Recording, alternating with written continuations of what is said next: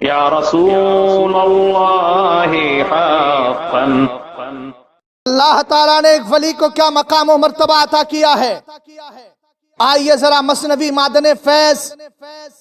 جس کے لکھنے والے حضرت علامہ شاہ زمان الہ آبادی حضرت حسن ابن قدوہ رضی اللہ تعالی عنہ ہے، انہوں نے مثنوی فارسی میں لکھی ہے اور اس میں اشعار کی شکل میں ایک واقعہ ذکر کیا ہے۔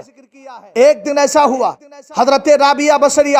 رضی اللہ تعالی عنہ پیدل سفر کر کے خانہ کعبہ کے قریب پہنچنے والی ہیں، ابھی حدود حرم میں شامل داخل ہونے والی تھی۔ حدود حرم سے مراد جو مطاف تھا، مطاف میں شامل ہونے والی تھی، اور جو خانہ کعبہ جس مسجد حرام کے اندر موجود ہے اس کے حد میں آنے والی تھی، مگر اس سے پہلے ہی آپ کی منتھلی شروع ہو جاتی ہے، آپ کے ناپاکی کے دن شروع ہو جاتے ہیں۔ حضرت رابعہ بصریہ رضی اللہ تعالی عنہ رونے لگتی ہے اور روتے روتے آپ کی آنکھ لگ جاتی ہے۔ ایک بڑا پیارا جملہ دے رہا ہوں، یعنی آپ کی آنکھ سوتی ہے لیکن قسمت کا ستارہ جاگ اٹھتا ہے، چمک اٹھتا ہے۔ حضرت رابعہ بصریہ سو رہی ہے، حضرت رابعہ بصریہ روتے روتے لیٹ جاتی ہے، سو جاتی ہے۔ ادھر اللہ تعالیٰ خانہ کعبہ سے فرماتا ہے، اے کعبہ جا کر کے میری رابعہ کے طرف چاروں طرف چکر لگا، یعنی گویا یہ فرمایا جا رہا ہے رابعہ تو نہیں آئے گی اس لیے کہ میرے حکم کو مان رہی ہے، چونکہ خانہ کعبہ مسجد حرام میں ہے اور مسجد کے اندر ناپاک آدمی کو جانے کی اجازت نہیں، تو فرمایا وہ تو نہیں آئے گی، مگر جا، تیرا طواف کرنا اس لیے منع کیا گیا کہ تو مسجد کے اندر ہے، اس لیے حدود مسجد سے باہر چلا جا، جہاں رابعہ لیٹی ہے وہیں جا کر کے طواف کر لے۔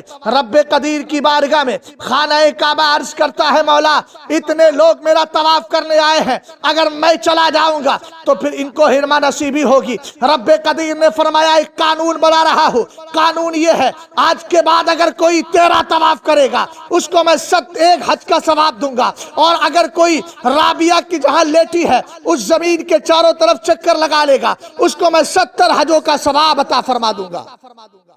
سبحان اللہ۔ اس سے ایک نتیجہ یہ نکلا کہ اللہ نے ولی کا مقام خانہ کعبہ سے افضل رکھا ہے،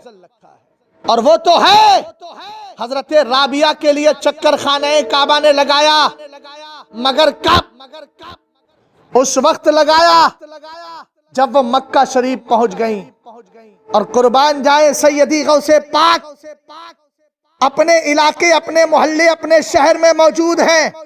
خانہ کعبہ خود طواف کرنے آ رہا ہے۔ سارے اقطاب جہاں کرتے ہیں کعبے کا طواف، کعبہ کرتا ہے طواف در بالا تیرا۔ اور ایک حدیث بھی سن لیجئے،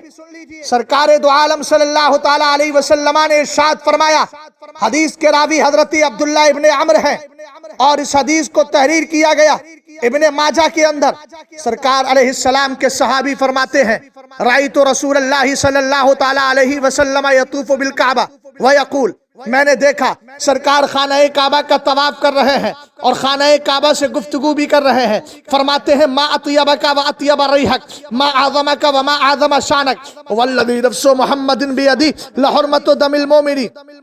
اعظم عند اللہ حرمتا من۔ کیا ہے؟ فرمایا خانہ کعبہ تو بہت اچھا ہے، تیری خوشبو بڑی پیاری ہے، تو عظمتوں والا ہے، تیری شان بہت بلندوں والا ہے، مگر محمد عربی کو اپنے رب کی قسم اللہ کی بارگاہ میں مومن کامل کی عزت اور اس کا وقار تجھ سے کہیں زیادہ ہے۔ اسی حدیث کی بنیاد پر تو اعلیٰ حضرت امام اہل سنت سے جب پوچھا گیا ولی افضل ہے یا خانہ کعبہ، تو آپ نے فرمایا ہر ولی کعبہ معظمہ سے افضل ہے، اور ساتھ میں یہ حدیث بھی تحریر کی جس سے پتہ یہ چلا اللہ نے ولی کو بہت بڑا مرتبہ عطا کیا ہے، اور اس کی وجہ ہے مثنوی معدن فیض کے حوالے سے یہ بھی ذکر کی گئی ہے کہ کعبہ اللہ کا گھر ہے، اولیاء اللہ اللہ کے گھر والے ہیں، اور گھر والے گھر سے افضل ہوا کرتے ہیں۔ بولیے سبحان اللہ۔ اللہ تعالیٰ ان اولیاء کے فیضان سے ہم سب کو مالا مال فرمائے۔